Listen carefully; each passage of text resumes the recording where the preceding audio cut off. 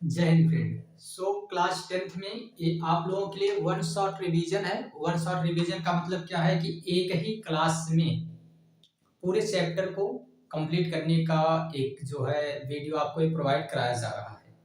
उम्मीद है कि हमें आपको ये चीजें पढ़ाने के बाद फिर इससे ज्यादा एक्स्ट्रा आपको कहीं कुछ पढ़ने की जरूरत नहीं पड़ेगी। इस चैप्टर में, ये चैप्टर का नाम अगर आपको हम बताएं तो भाई कौन सा चैप्टर है, कैसे क्या है, सारी चीजें अगर हम देखें तो इस चैप्टर में हमको क्या डिस्कस करना है।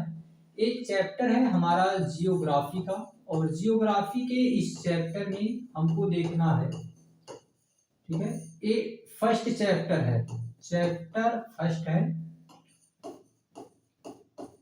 और इस फर्स्ट चैप्टर में अगर आपको हम बात करें तो हम डिस्कस करेंगे रिसोर्स के बारे में कि रिसोर्स किसे कहते हैं, ठीक है, रिसोर्स किसे कहते हैं हम देखेंगे।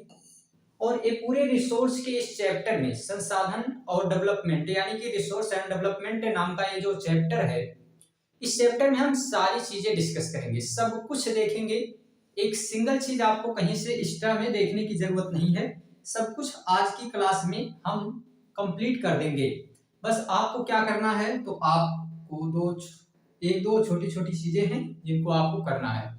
सबसे पहला तो आप क्या करेंगे, आपको कंप्लीट वीडियो देखना है, और उसको इसलिए क्योंकि भाई अगर आप कंप्लीट नहीं देखेंगे फिर हमारी उसमें कोई जिम्मेदारी बचेगी नहीं। तो इस पूरे चैप्टर में हम डिस्कस करने वाले हैं। सबसे पहले तो क्या क्या चीजें हम देखेंगे आपको बता देते हैं, जैसे हमें इसमें क्या क्या डिस्कस करना है। सबसे पहले हम डेफिनेशन देखेंगे, डेफिनेशन के साथ साथ हम देखेंगे कि किस तरीके से हम इस पूरे रिसोर्स के चैप्टर में रिसोर्स का क्लासिफिकेशन करते हैं, यानी उनका वर्गीकरण कैसे करते हैं, किन किन बेसिस पे हम उनको डिवाइड किए हैं। इसी के साथ हम ये भी देखेंगे कि जो इसमें एक सबसे ज्यादा इंपॉर्टेंट फैक्टर के रूप में आता है सॉइल से रिलेटेड क्वेश्चन, काफी ज्यादा जो है पूछे जाते हैं सॉइल से रिलेटेड, तो उनको भी हम इसी में डिस्कस करेंगे। कितने टाइप की सॉइल होती हैं, वो कहाँ कहाँ पाई जाती हैं, उनमें क्या क्या चीजें उगती हैं, और ये मैपिंग बेस्ड जो क्वेश्चन आते हैं उनको भी हम आज की क्लास में ही कवर कर लेंगे। इस चैप्टर से जो भी चीजें रहेंगी, एक जरूरी सूचना, इसमें अधिकतर चीजें इंग्लिश आपको अगर लिखी हुई मिलती है तो इससे आपको घबराना नहीं है। हम खुद ऐसे हिंदी के टीचर, मतलब हिंदी के टीचर, इसका मतलब है कि भाई हिंदी लैंग्वेज के टीचर हैं।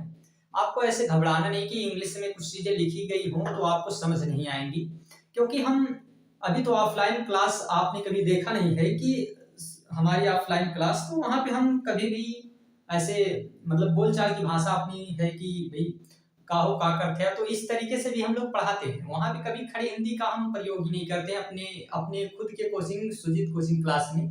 उसके पीछे का रीजन है भाई अपना है, हमारी मर्जी, हम जैसे भी पढ़ाएं उसमें सारी चीजें चलती हैं।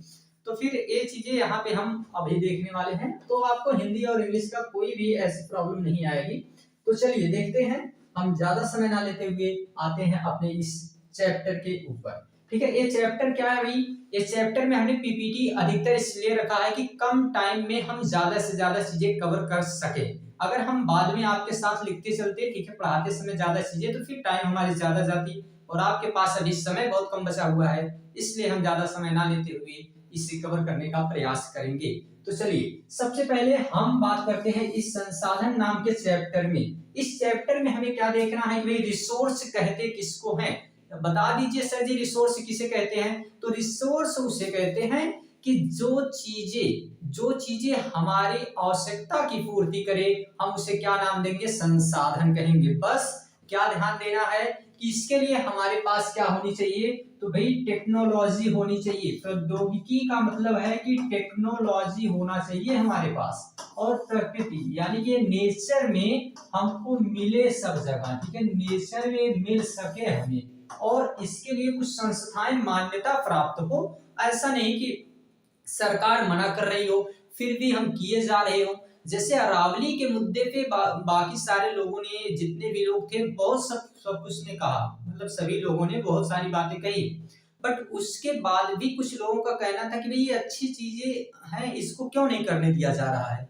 तो ये रीजन ये था ना कि वो अभी समझते नहीं बेचारे, ठीक है, वो आए हैं, उनको पीढ़ियों से कोई लेना देना है नहीं, उन्होंने भी सुजीत सर की कोई क्लास तो अटेंड की नहीं है रिसोर्स और डेवलपमेंट की, उनको क्या पता कि रिसोर्स क्या होते हैं। तो उनको थोड़ा सा लिंक जो है ना शेयर करिए और कहिए कि देखिए नेताजी इसको थोड़ा सा देख लीजिए, ये एक सर जी हैं, ठीक है, और वो आपको बता देंगे कि क्या क्या चीजें रिसोर्स होती हैं।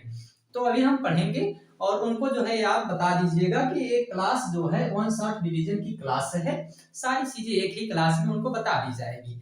तो चलिए, किसे कहेंगे भाई? जो मानव की आवश्यकता की पूर्ति करे, ठीक है, हमारी इच्छाओं की पूर्ति कर दे। छोटा दिख रहा है, 1 मिनट, अगर ये आपको छोटा दिख रहा है तो कोई दिक्कत नहीं, हम इसको बड़ा कर देते हैं।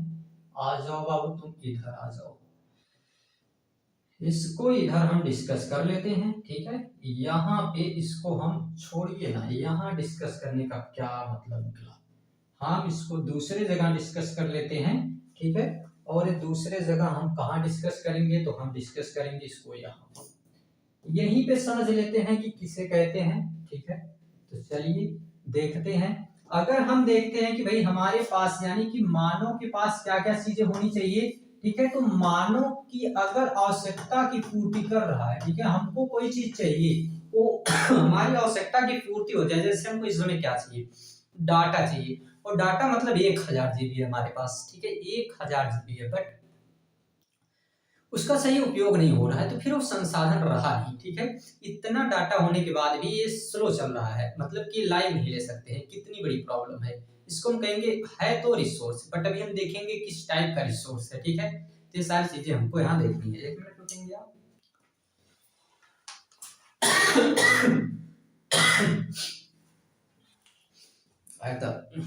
रात का समय, थोड़ी सी खांसी है। चलिए आगे देखते हैं फिर। तो आगे अब हमको क्या समझना है? हमको समझना है यहाँ पे, ठीक है, यहाँ पे क्या आप समझना है कि भाई संसाधन किसे कहते हैं, ये तो हमने समझ लिया सर जी। आगे बढ़ जाइए, तो आगे अब इसका हम क्लासिफिकेशन कर देते हैं, इसका वर्गीकरण कर देते हैं। तो देखिए, वर्गीकरण जब हम इसका करेंगे ना, तो कई अलग अलग आधारों पे हम इसका वर्गीकरण करेंगे। सबसे पहले जब इसके वर्गीकरण की हम बात करते हैं, तो इसे हम 4 अलग अलग आधार पे बांटेंगे, ठीक है। 4 अलग अलग इसके हम बेसिस रखते हैं, 4 अलग अलग आधार रखते हैं, जिसके आधार पर हम इसको बांट देते हैं भैया। तो सबसे पहले हम इसको उत्पत्ति के आधार पे कि संसाधन की उत्पत्ति कैसे हुई है, ठीक है, यानी कि कैसे संसाधन बना है, अगर इस आधार पे हम देखेंगे क्या फिर बाद में कभी हम इसको बना सकते हैं। तो इस आधार पे अगर हम देखना चाहें, तो संसाधन हमारे पास 2 प्रकार का होता है, एक होता है बायोटिक और दूसरा होता है नॉन बायोटिक, यानी कि जैविक और अजैविक संसाधन, ठीक है। लेकिन जब हम समाप्तता यानी कि अगर समाप्त हो जाएगा ये उत्पत्ति के आधार पे, तो जैविक अजैविक, और समाप्तता के आधार पे, ठीक है, समाप्तता के आधार पे एक नवीकरणीय होता है, एक अनवीकरणीय। ऐसे ही स्वामित्व यानी मालिक कौन होगा इन संसाधनों का, तो इसके आधार पे हम देखते हैं कि व्यक्तिगत, सामुदायिक, राष्ट्रीय और अंतरराष्ट्रीय। अभी हम इनके बारे में डिटेल डिस्कस करेंगे, ऐसा नहीं सोचना है कि वैसे बस बताते चले जा रहे हैं, समझेंगे हम लोग। फिर विकास के आधार पर, डेवलपमेंट के आधार पर, तो संभावी, विकसित, भंडार और संचित। तो ये इस तरीके से हम क्या करते हैं कि इनका क्लासिफिकेशन करते हैं, और इन क्लासिफिकेशन के आधार पे ही हम देखते हैं कि कौन सा संसाधन है, कौन सा रिसोर्स है, ठीक है, ये सारी चीजें हम समझते हैं। तो चलिए, सबसे पहले हमने इसमें क्या देखना है, हमें ये देखना है कि भाई ये जो बायोटिक और नॉन बायोटिक हैं, जिनको हम कह सकते हैं कि उत्पत्ति के आधार पर, ठीक है, ये 2 प्रकार के होते हैं। अब कौन कौन है? तो सबसे पहला है हमारे पास बायोटिक, ठीक है। अगर बायोटिक की हम बात करते हैं, तो इसमें आपको समझना क्या है कि भाई इसमें क्या देखने को मिलेगा ना, इसमें जीवन देखने को मिलता है, ठीक है, इसमें लाइफ हमको देखने को मिलती है, ठीक है। ऐसा रिसोर्स जिसमें लाइफ हो, जैसे एग्जांपल में क्या क्या देख सकते हैं, तो ह्यूमन, यानी कि अगर हम लोग हैं, हम लोग एक तरीके के रिसोर्स हैं। और कौन से रिसोर्स हमको कहा जाएगा? हमको कहा जाएगा कि हम लोग क्या हैं, तो एक तरीके के बायोटिक रिसोर्स हैं, यानी कि जैव संसाधन में आएंगे। दूसरा प्लांट की बात की जाए, जितने भी पेड़ पौधे हैं, इन सभी को अगर हम देखेंगे, तो जितने भी पेड़ पौधे रहेंगे, इन सभी को हम लोग जैव संसाधन के अंतर्गत रखते हैं। ऐसे ही जब हम आगे बढ़ते हैं, तो हमें मिलता है नॉन बायोटिक, यानी कि नॉन लिविंग हम कह सकते हैं, जिसमें जीव नहीं होता है। तो इन्हें हम लोग क्या देखते हैं कि भाई इनमें जीव नहीं होगा, जैसे रॉक्स हो गई, ठीक है, जैसे चट्टाने हो गई, जैसे मेटल हो गए, जितने भी धातुएं हैं, ठीक है, जिनमें जीव ना हो, जी उनको क्या कहते हैं, उनको हम कहते हैं अजैविक संसाधन, ठीक है, यानी कि इनमें जीव नहीं है तो इनको हम अजैव संसाधन कहेंगे, ठीक है, यानी कि नॉन लिविंग रिसोर्स भी इसे हम कह सकते हैं। आगे बढ़ जाते हैं, तो समाप्तता के आधार पर हम अब देखते हैं बेसिस ऑफ क्या है, तो इसमें हमें देखना है कि बेसिस ऑफ हेरिस्टिबिलिटी, यानी कि इसको हम क्या कहते हैं भाई, समाप्तता के आधार पे।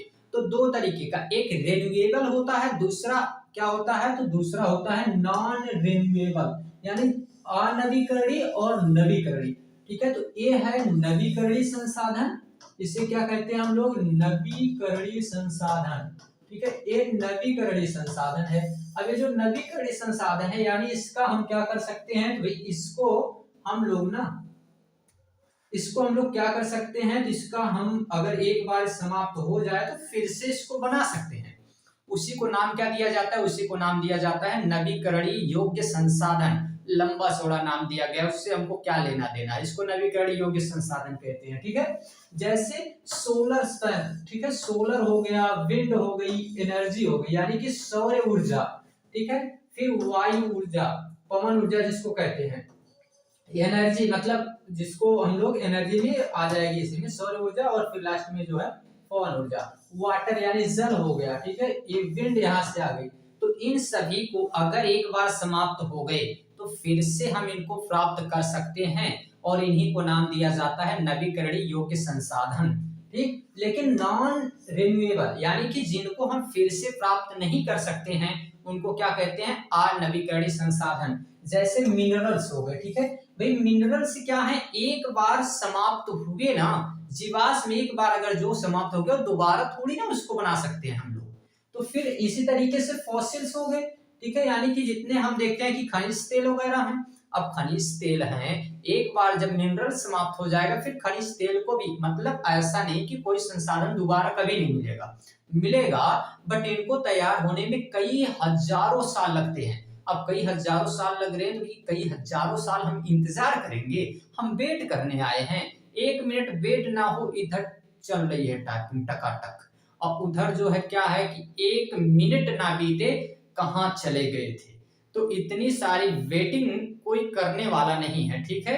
तो इसीलिए क्या होता है, इसीलिए ये सारी चीजें हम देखेंगे कि कभी न कभी तो मिलता है, बट अभी के लिए हम क्या कहेंगे भाई, ये नॉन रिन्यूएबल है, यानी ये जो है जल्दी हमको प्राप्त नहीं होने वाला है। ऐसे ही क्या है कोल, ठीक है, यानी कि कोयला एक बार खत्म हो जाए ना तो काफी समय लग जाएगा इसको फिर से मिलने में, तो इसको हम क्या कहते हैं कि ये भी एक तरीके का क्या है, नॉन रिन्यूएबल रिसोर्स माना जाता है। आगे बढ़े क्या, आगे हमको ये देखना है, ये तो अभी हम बाद में समझेंगे। आगे ओनरशिप के आधार पर, ठीक है, ओनरशिप के आधार पे यानी हम क्या देखते हैं, यानी कि कौन मालिक होगा, ठीक है, इसका मालिक कौन होगा भाई, रिसोर्स का, ठीक है। तो अगर हम इसमें देखते हैं कि कौन जो है इसमें क्या रहने वाला है, तो इसमें कौन रहने वाला है कि भाई स्वामित्व तो कौन होगा, ठीक है, स्वामित्व के आधार पर अगर देखेंगे कि मालिक कौन होगा, यहाँ पर ओनरशिप के आधार पे हम देखने वाले हैं, तो ये कौन कौन हो जाते हैं, इसमें चार अलग अलग हैं। चार अलग अलग कौन है, सबसे पहला जो रहता है उसको कहते हैं व्यक्तिगत संसाधन। व्यक्तिगत संसाधन का मतलब जो चीजें हमारी अपनी, अब आपको हम बताते हैं, एग्जाम्पल तो देंगे हम, जैसे ये फोन है, ठीक है, ये हमारा अपना फोन है, ये डिजिटल बोर्ड है, ये हमारा अपना है, ये पेन है हमारी अपनी है, ये माइक है हमारा अपना है, सारी चीजें यहाँ जो कुछ भी दिखाई दे रही है ना, ये सारी चीजें हमारी अपनी है, इनको हम क्या कहेंगे, व्यक्तिगत संसाधन कहेंगे। बट जब हम जिस विद्यालय में ऑफलाइन पढ़ा रहे थे, क्लास ले रहे थे, जहां से हमें छोड़ के आना पड़ा, ठीक है, ये सारी चीजें हम ऑफलाइन क्लास में इस तरीके से कवर कराते, हमारे जो अभी क्लास 10th के बच्चे थे उनके लिए, ठीक है, तो वो सारी चीजें जो कवर कराते, वहां से जो छोड़ के आना पड़ा ना, वो क्या था, तो वो व्यक्तिगत नहीं था, उसको सामुदायिक कह सकते थे, या फिर हम कह सकते हो किसी और का व्यक्तिगत था, हमारा नहीं था व्यक्तिगत। हमारा व्यक्तिगत रहता तो हमारी मर्जी से चलता, और हमारी मर्जी जहां नहीं चलती वहां हम नहीं रहते। तो इस वजह से वहां से हमको आना पड़ गया और ये चीजें हमको देखना पड़ा कि अब हमको ये क्या है, तो ये हमारा व्यक्तिगत है, ये हमारा पर्सनल है। ठीक है, तो इसको हम क्या नाम देंगे, इसको कहेंगे कि ऐसा संसाधन है, ठीक है, जो क्या है भाई, तो जो है इंडिविजुअल रिसोर्स यानी कि व्यक्तिगत संसाधन। बात समझ में आई? जैसे क्या, जैसे हमारी भूमि हो गई, पौंड हो गया, इसको हम कह सकते हैं, इसको रखेंगे हम व्यक्तिगत में, पर्सनल हो सकता है, जैसे कुआं, वाटर हो गया, तो इसको भी ऐसे ना रखें तो ठीक है। अरे फोन रख सकते हैं यार, ये हमारा फोन हो गया, ठीक है, हमारा घर हो गया, ये सारी चीजें हम किसमें रख सकते हैं, ये सारी चीजें हम रख सकते हैं व्यक्तिगत संसाधन में। आइए कम्युनिटी यानी कि इसमें हम क्या रखेंगे, तो इसमें हम रखेंगे भाई, देखिए इसमें है सामुदायिक, ठीक है, यानी सामुदायिक जो पूरे किसी समुदाय का हो, ठीक है, केवल एक दो व्यक्ति का नहीं बल्कि पूरे समुदाय का हो, उसको हम क्या नाम देते हैं, सामुदायिक संसाधन, यानी कि वो कम्युनिटी रिसोर्स है। जैसे क्या हो गया, विलेज, पूरा गांव, पूरा गांव किसी एक आदमी का है, प्रधान प्रधानी जीत के आते हैं, गांव को थोड़ी जीत लिए हैं। तो ये जो गांव होता है ये एक आदमी का है नहीं, पूरे के पूरे गांव वालों का है। इसीलिए नहीं कोई भी कहेगा कि अरे हमार गौवा, तो हमार गौवा ये जो है इसको क्या कहेंगे हम लोग, ये व्यक्तिगत संसाधन नहीं है, इसको हम लोग सामुदायिक संसाधन कहेंगे। ठीक है, ऐसे ही नेशनल लेवल पे यानी राष्ट्रीय संसाधन किसको कहेंगे, राष्ट्रीय संसाधन हम उसको कहते हैं जहां हमारे देश और हमारे राज्य दोनों का नियंत्रण, दोनों का नियंत्रण का मतलब किसी एक का भी हो सकता है। ठीक है, उसको हम क्या नाम देंगे, उसको हम नाम देंगे नेशनल रिसोर्स यानी कि राष्ट्रीय संसाधन। जैसे अगर देश में जहां तक हमारे सरकार की चलती है, हमारे सरकार का मतलब जिसको हमने चुन के भेजा है, जरूरी नहीं कि वो केवल मोदी या योगी किसी एक को हम कह दे रहे हैं, ऐसा जी लगाना कोई यहाँ कंपलसरी नहीं है कि हम बताते समय हर बार जी लगाएंगे, हैं प्रधानमंत्री तो उनकी रिस्पेक्ट तो हम लोग करते ही है, ऐसा थोड़ी है। तो यहाँ पे क्या है कि हमको ये देखना है कि भाई ये सारी चीजें जो नेशनल है, ठीक है, यानी कि जहाँ पे हमारे देश के राज्य सरकार और केंद्र सरकार का चलता हो, ठीक है, तो उसको हम क्या नाम देंगे, उसको हम नाम देंगे नेशनल रिसोर्स यानी कि राष्ट्रीय संसाधन। जैसे देखिए ये हमारा जो है भारत देश है, तो यहाँ से यहाँ तक, ठीक है, 12 नॉटिकल मील तक यानी कि 12 समुद्री मील तक यहाँ तक शासन किसका चलता है भाई, यहाँ पे जो कुछ चीजें निकलेंगी ना ये सब कही जाएंगी किसकी है, भारत की है। अब अगर ये कही जा रही है कि भारत की है, जिसका मतलब है कि यहाँ तक ये जो हमारा शासन चल रहा है इसको हम लोग क्या नाम देंगे, नेशनल रिसोर्स कहेंगे।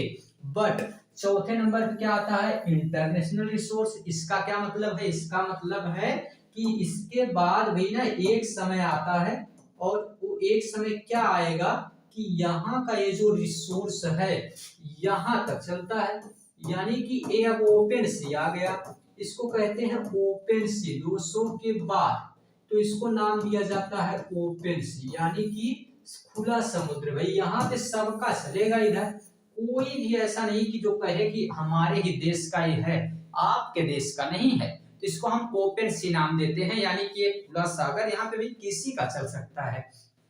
प्रशांत महासागर किसी का है, कोई बोल सकता है कि हमारा है, अमेरिका इतना बड़ा अपने आप को समझता है, बोल दे कि हमारा है प्रशांत महासागर, ब्रिटेन बोल दे हमारा है प्रशांत महासागर, कहाँ ले जाओगे उतना जल, इत्तू से हो और लेके कहाँ जाओगे उसको, तो इसलिए कोई कह नहीं सकता उसको। ठीक है, तो ये हम नाम देंगे क्या, इंटरनेशनल रिसोर्स इनको हम कहते हैं। ठीक, आगे अगर हम देखें तो अब हमको क्या मिलेगा, डेवलपमेंट के आधार पर कि रिसोर्स कितने प्रकार के होते हैं। तो डेवलपमेंट के आधार पे भी हम 4 अलग अलग प्रकार के रिसोर्स देखते हैं। जैसे पहला क्या हो गया, पोटेंशियल। इसका क्या मतलब है भाई, इसका मतलब क्या होता है, पोटेंशियल रिसोर्स का क्या मतलब होता है, तो इसका मतलब हम ये समझते हैं जिसको हम संभावी कहेंगे। ठीक है, संभावी का क्या मतलब होता है, जिनकी संभावना की जाए, यानी वो रिसोर्स तो हैं, ठीक है, वो रिसोर्स हैं। जैसे कि राजस्थान और गुजरात के क्षेत्र में सौर ऊर्जा और पवन ऊर्जा का बढ़िया रिसोर्स है, बट वहां पे हम क्या देखते हैं, हम ये देखते हैं कि संसाधन तो वहां है बट इनका कोई उपयोग ही नहीं है भाई, उसके लिए कोई टेक्नोलॉजी हमारे पास नहीं है। तो वो चीजें होने का क्या मतलब है। जैसे अभी हमारे पास ये जो वाईफाई का बता रहे थे डाटा वाला है, तो बहुत सारा इसमें डाटा पड़ा हुआ है, बट क्या मतलब है इसका। मतलब का ये है कि जैसे अपलोडिंग कर सकते हैं, बट लाइव अभी चलाना हो तो हमको प्रॉब्लम हो जाएगी। ठीक है, इसमें सब चलता ही नहीं है, चल ही नहीं रहा। आज शाम से हम परेशान हैं। हम सोच रहे हैं कि अभी इसको चलाएंगे जब तक, या तो फिर अपलोड कर लेते हैं इसको। हमने भाई 1000 जीबी लिया है, तो ये बिना निकाले हम थोड़ी शांत होने वाले, तभी इसको इसका और कसर जो कुछ बाकी है तो निकालेंगे, चाहे अपलोड करके या कैसे भी। हमको ये सारी चीजें जो है करनी है। तो इसीलिए एक ऐसा हमारे पास रिसोर्स है, ये रिसोर्स को हम क्या नाम देंगे, इसको नाम देते हैं हम लोग संभाव्य संसाधन कहते हैं। फिर क्या आता है, तो डेवलप। ठीक है, डेवलप्ड रिसोर्स आता है। ठीक है, ये डेवलप्ड रिसोर्स आ जाएगा। अब इसमें हमको क्या देखना है, तो इसमें हम समझते हैं अगर, तो जैसे आयरन लोहा हो गया, कोयला हो गया, मैग्नीज हो गया, ठीक है, इन सबको हम लोग क्या कहते हैं, ये विकसित संसाधन है। ठीक है, ये विकसित संसाधन इनको हम लोग कहते हैं। ठीक है यानी कि इनका तो हम लोग क्या कर सकते हैं कि उपयोग किया जा रहा है, जिनका उपयोग अभी हम कर रहे हैं उनको हम लोग विकसित संसाधन कहेंगे, डेवलप्ड रिसोर्स कहेंगे। ठीक है, फिर स्टॉक। स्टॉक का क्या मतलब होता है, स्टॉक का मतलब होता है भंडार। ठीक है, यानी जो अभी भंडार के रूप में हम कहीं जमा करके कोई चीज रखे हैं। ठीक है, कोई चीजें हम जमा करके रखे हैं, बट उनके लिए अभी हमारे पास टेक्नोलॉजी नहीं है, और टेक्नोलॉजी नहीं होने के कारण हम उनका उपयोग अभी नहीं कर पा रहे हैं। जैसे भूतापीय ऊर्जा। ठीक है, जैसे भूतापीय ऊर्जा क्या है, ये इसी प्रकार की रिसोर्स है जिसके लिए हमारे पास टेक्नोलॉजी नहीं है, और टेक्नोलॉजी नहीं होने के कारण हम इसका उपयोग नहीं कर सकते हैं। आगे आते हैं तो जिसमें आ जाता है रिजर्व, यानी कि भाई ये संचित कोष है। ठीक है, ऐसा ही ये स्टॉक का ही एक रूप होता है। ठीक है, ये स्टॉक का ही एक रूप होता है संचित कोष। संचित कोष स्टॉक का ही एक रूप है, भंडार का ही एक रूप है। ये भी हम क्या देखते हैं, तो इसका भी अभी हम एक तरीके से उपयोग नहीं कर सकते हैं। ठीक है, जैसे क्या, तो जैसे हो गया भाई जंगल में भी वन वगैरह। ठीक है, इनका भी हम बहुत ज्यादा उपयोग तो ऐसा करते नहीं, और जरूरत भी क्या है, हमें क्या जरूरत है जंगलों को काट के सारी चीजों की तबाही मचाने की। क्या जानते हैं कि ग्लोबल वार्मिंग बढ़ने से क्या क्या चीजें नहीं हो सकती है, इसलिए जरूरत भी नहीं है उनको। तो ये सारी चीजें हम संचित कोष के अंतर्गत रखते हैं। अब देखिए, आते हैं अब हम यहाँ पे डेवलपमेंट ऑफ रिसोर्स। ठीक है, डेवलपमेंट ऑफ रिसोर्स, यानी कि अगर हम बात करें कि रिसोर्स का डेवलपमेंट कैसे होगा, कैसे हम उसको डेवलप करें। ठीक है, तो इसके लिए हम क्या कर सकते हैं, अगर हमारे पास यहाँ पे अब हमको देखना है, तो भाई देखिए, सबसे पहली बात तो रिसोर्स दो लोगों के बीच में बटा हुआ है, एक अमीर एक गरीब। एक केवल दो लोगों के बीच में रिसोर्स बटा हुआ है। 90% रिसोर्स किनके पास है, तो इनके पास है, और भी हम कह सकते हैं, और केवल 10% रिसोर्स इनके पास है। संख्या 90% इनकी है और 10% इनकी है। पूरे विश्व में चलती इन्हीं के है 90% सारी चीजें, और ये केवल यही 10% लोगों की सारी बातों को मानना पड़ता है।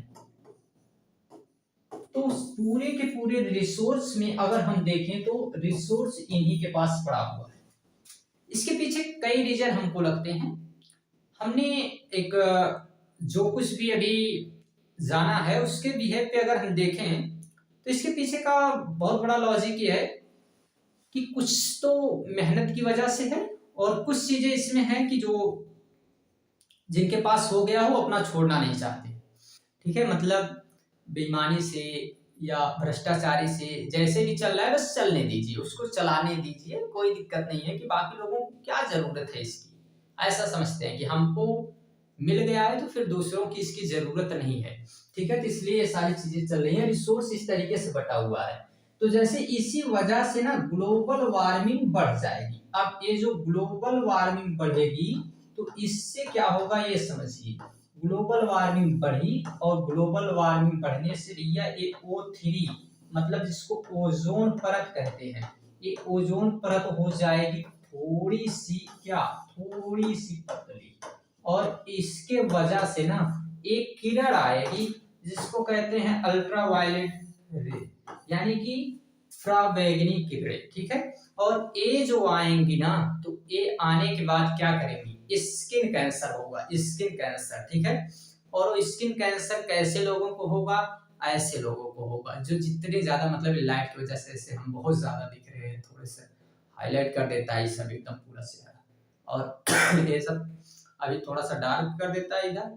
और जितना अगर हम ऊपर देखना चाहेंगे ना, लाइट बहुत हाई है। अभी तो हमारी आंखें एडजस्ट कर चुकी है, इतनी लाइट अगर आपको यहाँ पे अभी खड़े करा देना, देखिएगा नहीं यहाँ से निकलने के बाद, बट हमारी आंखें इसको एडजस्ट कर चुकी है, ठीक है। एक सिद्धांत था, उसके तहत ये कहा जाता था कि भी जैसे आपको वहां पे परिस्थितियां मिलेंगी, जैसे धीरे धीरे जो है वहां आप एडजस्ट करते चले जाएंगे। तो वो सिद्धांत फॉलो कर रहा है, हमारी आंखें सारी चीजें अब धीरे धीरे इसको एडजस्ट करेंगे। हम लोग अगर ऐसे हमेशा लाइट में 3-4 घंटे, 3-4 घंटे कहाँ, 5-6 घंटे तो ऐसे बीत ही जाते हैं। तो अभी तो 5-6 घंटे चल रहा है, अब जितना ज़्यादा लाइव क्लास लेंगे तो इस तरीके से क्लासें लेंगे तो ये उतना ही बढ़ता जाएगा। तो जितना ज़्यादा लाइट में रहते हैं ना, आंखें एडजस्ट कर लेती हैं, फिर दिखता है। अगर रात को इतना हाई लाइट अभी देखने के बाद भी कोई कुछ नहीं दिक्कत है, ठीक है। तो ये सारी चीजें यहाँ पे हमको देखने को मिलती है। अब रिसोर्स प्लानिंग, रिसोर्स प्लानिंग का मतलब क्या है, संसाधन नियोजन इसको कहते हैं, संसाधन नियोजन, संसाधन नियोजन, संसाधन नियोजन। संसाधन नियोजन का सिंपल सा मतलब है कि संसाधन जहां नहीं है, ठीक है, संसाधन जहां ज्यादा है, जहां ज्यादा है वहां से क्या करो, वहां से वहां पहुंचाओ, जहां कम है या फिर नहीं है तो वहां पहुंचाना, इसी को क्या कहते हैं, संसाधन नियोजन, ठीक है। जहां ज्यादा है, जैसे राजस्थान से सौर ऊर्जा और पवन ऊर्जा को बाकी जगह ले जाना चाहिए, और बाकी जगहों से वाटर की कमी राजस्थान में है तो इसको यहाँ लेके आना चाहिए, ठीक है। यही क्या कहलाएगा, यही रिसोर्स प्लानिंग कहलाएगा, संसाधन नियोजन कहलाएगा। जैसे अभी इस समय क्लास 10th और क्लास 12 वालों की बच्चों को क्या प्लानिंग बनानी चाहिए कि देखिए जो चीजें कमजोर है ना उनको पढ़ लिया जाए, और जो चीजें ज्यादा मजबूत हैं उनको रिवाइज कर लिया जाए, बस इससे ज्यादा थोड़ी। अब जो मजबूत है, जो इंटरेस्ट जिसमें आ रहा है वही क्लास देखे जा रहे हो, देखे जा रहे हो, इससे नहीं फायदा है। जो कमजोर है, जो आपने नहीं पढ़ा है, उसको एक बार आप रिवाइज कर लीजिए, वन शॉट रिवीजन देख लीजिए कहीं ना कहीं से। ऐसा जरूरी नहीं है हमारी क्लास से, कहीं से भी देखिए, आपको अपना एक जो है प्लानिंग बना लेना चाहिए, ठीक। आगे देखें, अब लैंड रिसोर्स, अब ए वेरी मोस्ट इंपॉर्टेंट, इसको आप याद रखेंगे। क्यों क्यों हम ऐसा बोल रहे हैं,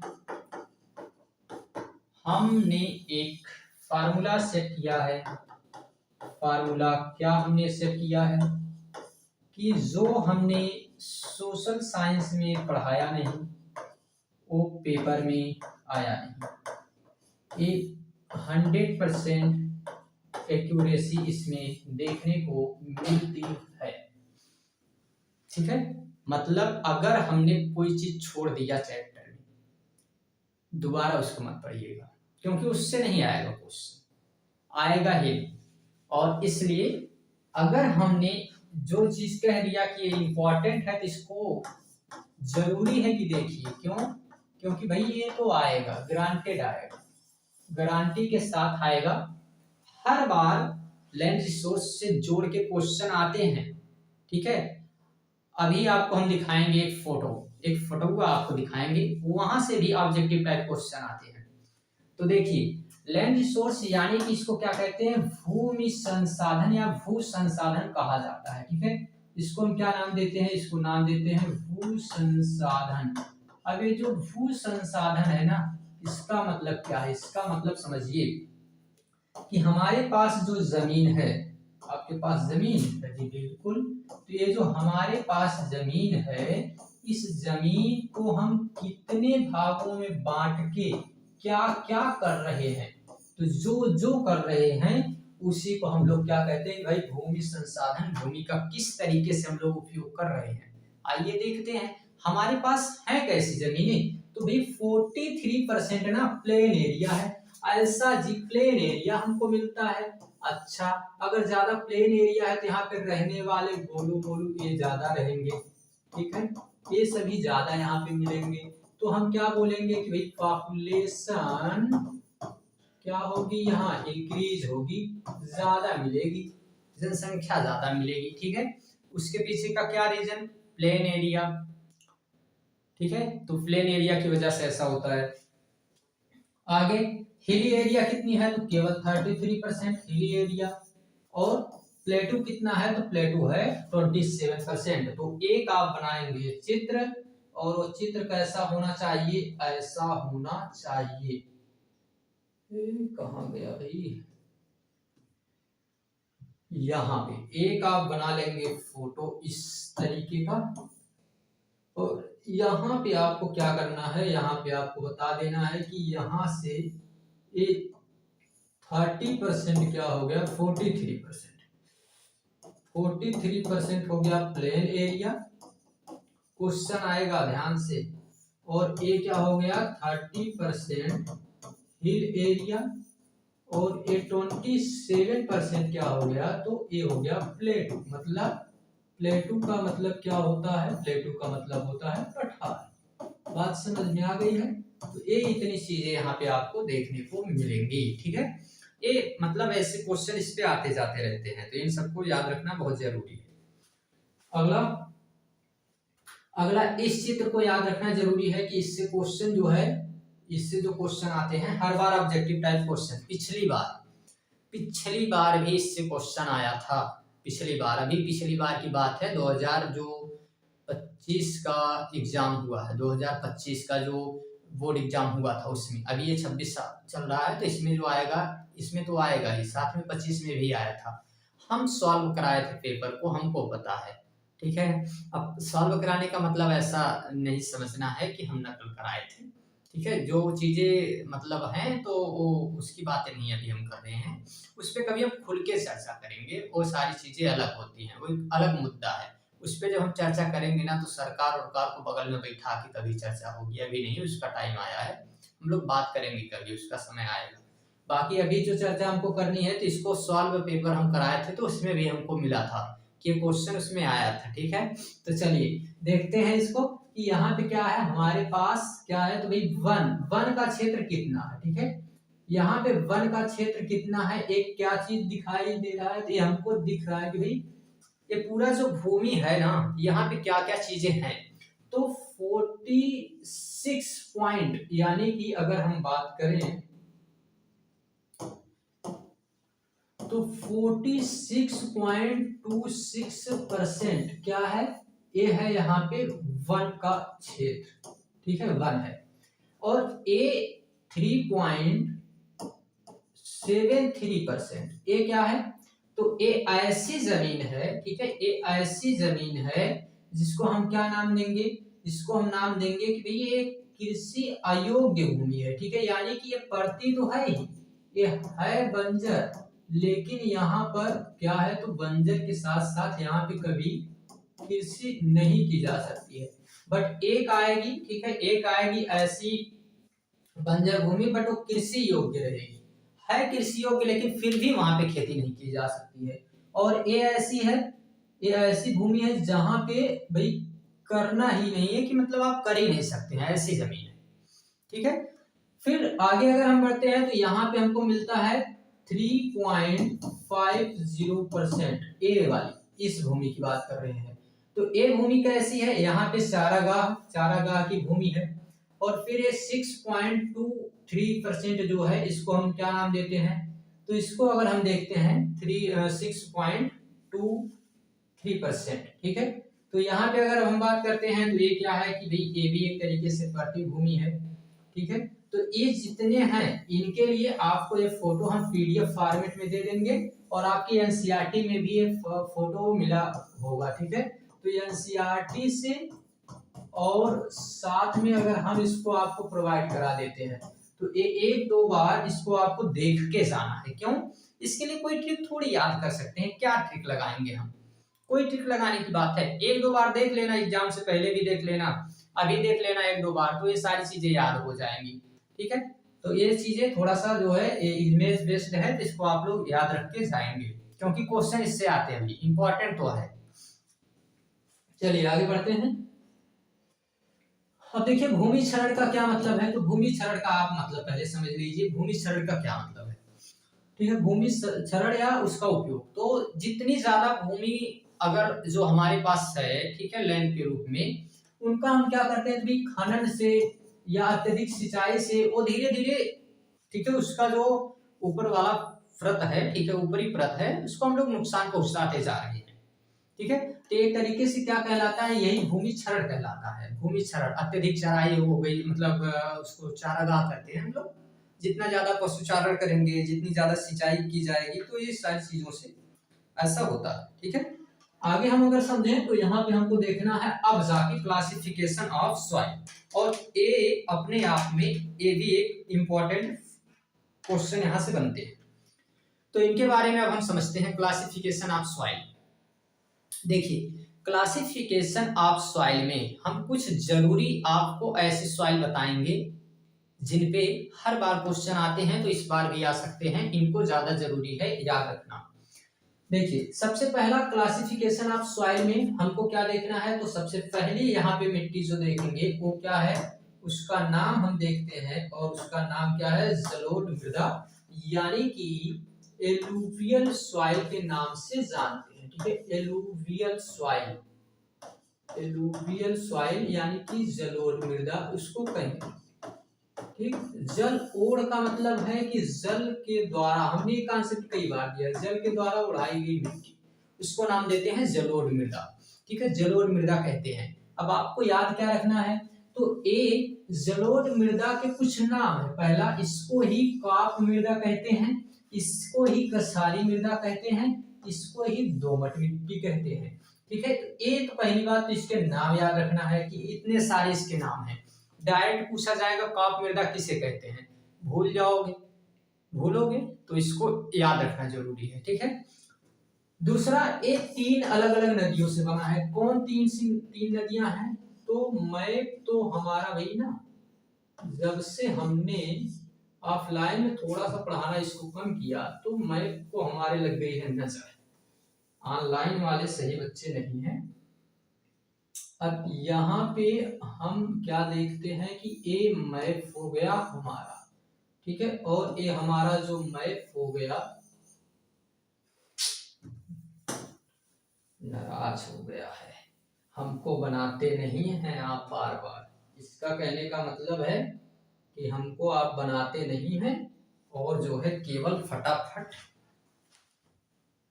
थोड़ा सा बना के और हट जाते हैं, तो इसीलिए इसको हम बना के दिखा देते हैं, नाराज होता है बार बार। ये हो गया मैप तैयार। ठीक है, अब ये जो मैप है, इस मैप की अगर हम बात करते हैं, तो यहाँ से एक रिवर है, और वो रिवर कौन सी है, तो वो रिवर है इंडस रिवर। यहाँ से चलती है एक रिवर इधर, दूसरी एक रिवर चलती है यहाँ से, और यूं, और एक तीसरी रिवर चलती है यहाँ से, और ऐसे।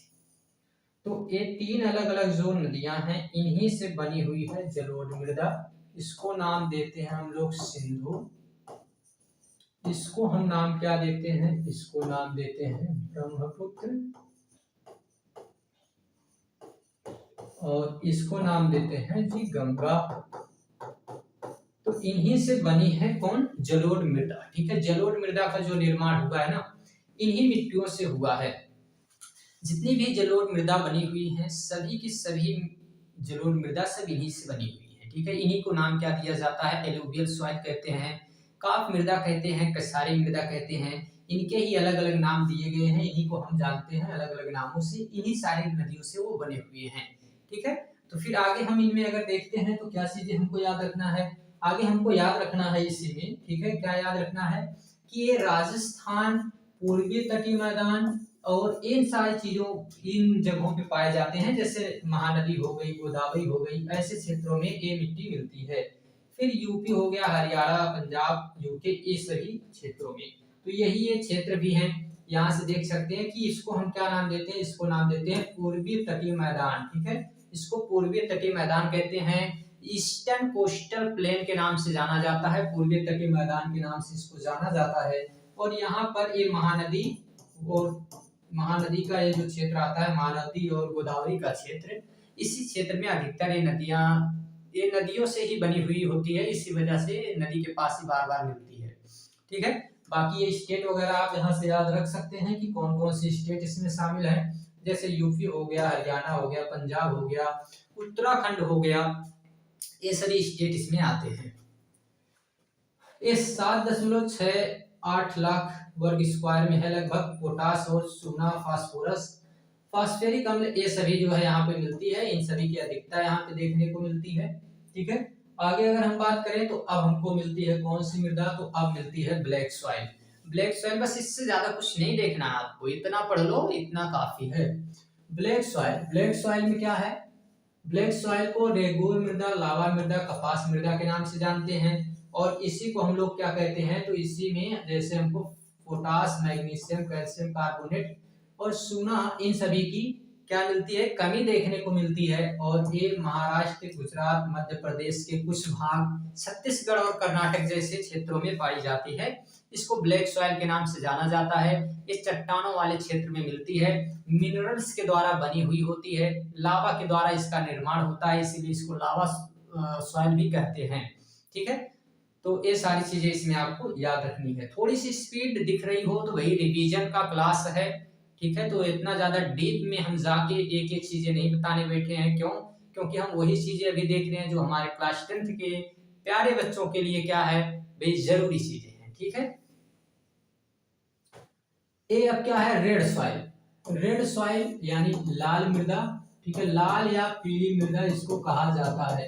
तो लाल या पीली मृदा इसको नाम दे सकते हैं। और ये जो रेड सॉइल होती है इसके बारे में क्या याद रखना है, तो रेड सॉइल के बारे में याद रखना है कि ये कहाँ पाई जाती है, तो ये पाई जाती है पेनिनसुला वाले इस पार्ट में, इस पेनिनसुला वाले पार्ट में, बट कहीं कहीं पाई जाएगी, बहुत ज्यादा हिस्सा इसका नहीं है, क्योंकि पेनिनसुला में ही तो हमको ब्लैक सॉइल भी मिलती है। तो यहाँ पे ए भी मिलेगी और ओ भी मिलेगी। ठीक है, जैसे उड़ीसा, उड़ीसा में हो गया, इधर उड़ीसा, छत्तीसगढ़, ये महाराष्ट्र का कुछ पार्ट, तमिलनाडु का कुछ पार्ट, आंध्र प्रदेश का कुछ पार्ट, ऐसे बटी हुई है। इसमें अगर हम देखें तो ये यूपी में झांसी हो गया, ललितपुर हो गया, हमीरपुर हो गया, बांदा हो गया। ठीक है, ये सारे कुछ ऐसे डिस्ट्रिक्ट हैं जहां पर ये मिट्टी मिलती है। साथ में यहाँ पे ज्वार, बाजरा, कपास की खेती की जाती है, ज्वार, बाजरा, कपास की खेती भी की जाती है। तो यूपी के कुछ ऐसे डिस्ट्रिक्ट हैं जहाँ पे मिलती है। ललितपुर का वो हिस्सा जो चारों तरफ से मध्य प्रदेश से घिरा हुआ है, चारों तरफ का मतलब वही चारों तरफ से बेचारा घिर गया है। बाकी लेटराइट मृदा, लेटराइट मृदा में आर्द्रता ज्यादा देखने को मिलती है। ठीक है, ह्यूमस की मात्रा अधिक मिलती है। ठीक है, तो ये आपको लेटराइट मृदा में याद रखना है। बाकी अगर आपको लेटराइट मृदा में और भी चीजें देखनी है, बहुत सारी चीजें अगर इसमें आपको और भी समझना है, तो ऐसा नहीं आपको टेंशन लेना है कि बस इतनी सी चीजें यहाँ पे बता दी गई है तो क्या इससे ज्यादा अगर आप कहते हैं कि नहीं आएगा तो फिर क्या नहीं आएगा, और अगर आ गया तो हम लोग क्या करने वाले हैं, क्या ऐसा होगा कि अगर आ गया तो फिर वही आप इसमें क्या करेंगे। तो इसमें कुछ डिस्ट्रिक्ट वगैरह मतलब स्टेट में जैसे मध्य प्रदेश को याद रख सकते हैं। ठीक है, मध्य प्रदेश में यहाँ पे होता है। साथ में इसी में आप याद रख सकते हैं मध्य प्रदेश के साथ साथ और भी कुछ क्षेत्र में जैसे पूर्वी घाट हो जाता है। ठीक है, ये सारे क्षेत्र भी इसमें होते हैं। बट ऐसा टेंशन थोड़ी लेना है, ऐसा आपको डिस्ट्रिक्ट इसमें नहीं पूछेगा, जहां जो पूछना था वो हमने आपको बता दिया है। स्टेट मतलब इसमें नहीं पूछने वाला है। ठीक है, उड़ीसा के क्षेत्र में मोटे अनाज, चाय, रबर, इन सभी के लिए जाना जाता है कि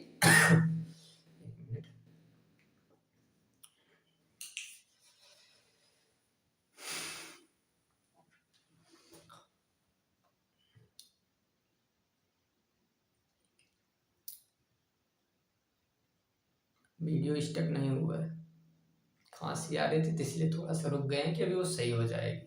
ठीक है,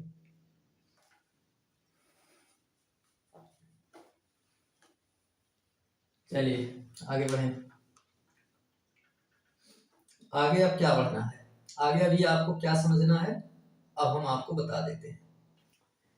ये जितनी चीज़ें हमने आपको बताया बहुत कम समय में, वन शॉट रिवीजन बहुत कम समय में हमने किया है। एक बहुत बड़ा चैप्टर है, इतना बड़ा चैप्टर कि क्या ही बताएं। बट यकीन मानिए कि अगर आप केवल इस क्लास को कर देते हैं आपका बहुत काम हो जाएगा। बाकी जो हम क्वेश्चन आंसर का सेट कराएंगे तो वो चीज़ें तो होती हैं, उनको करना मतलब अनिवार्य इसलिए होता है ना कि लॉन्ग टाइप क्वेश्चन आंसर वहां से आप कर सकते हैं। बाकी ऐसा नहीं कि यहाँ से आप क्वेश्चन के आंसर नहीं दे सकते हैं, बहुत सारे ऐसे क्वेश्चन हैं जिनके आंसर आप यहाँ से भी दे सकते हैं। बाकी स्लाइड में आगे से हम, अभी तो ये फर्स्ट डे ऐसा था कि हमें जो है स्लाइड थोड़ा सा ऐसे खुद से हमने लिखा हाथ से ही, तो थोड़ा सा समय भी लगता है और इसमें सारी चीज़ें उतनी क्लियर नहीं दिखती हैं। बट आगे से हम प्रयास करेंगे कि स्लाइड आप लोगों को जो मिले वो लिखी लिखाई स्लाइड थोड़ी सी मिल जाए अधिकतर चीज़ों की, ताकि आपको अगर आंसर भी वहाँ लिखना हो तो आप लिख सकते हैं। बाकी ऐसे क्वेश्चन आंसर की प्रैक्टिस हम लोग करते समय वहाँ से देख लेंगे सारी चीज़ें, ठीक है। तो फिर मिलते हैं, हम लोग मिलेंगे अगली क्लास में और अगला चैप्टर हम लोग डिस्कस करेंगे कौन सा हमारा अगला चैप्टर रहेगा, तो हम अगले चैप्टर पे बात करेंगे, ठीक है। और ऐसे भी यहाँ पे अभी तो भाई मिट्टी बहुत सारी होती है, ठीक है, शुष्क मृदा होती है, ठीक है। बाकी जो है इसमें अगर बात करेंगे हम लोग तो नाम लिया जाता है वन मिट्टी के नाम से भी जाना जाता है, ठीक है, जो दोमट और इन सभी क्षेत्रों पे पाई जाती है, ऐसा कोई वो नहीं है। जलोढ़ मृदा तो हमने देख ही लिया है, ठीक है। बाकी अगर और भी चीजें हैं तो अभी शिखर सम्मेलन वगैरह हमको थोड़ा सा कवर करना है, तो उनको हम क्या देखेंगे, एजेंडा 21 का अभी एक इधर थोड़ा सा छूट गया था, एजेंडा 21 जो हम बाद में देखने की बात कर रहे थे।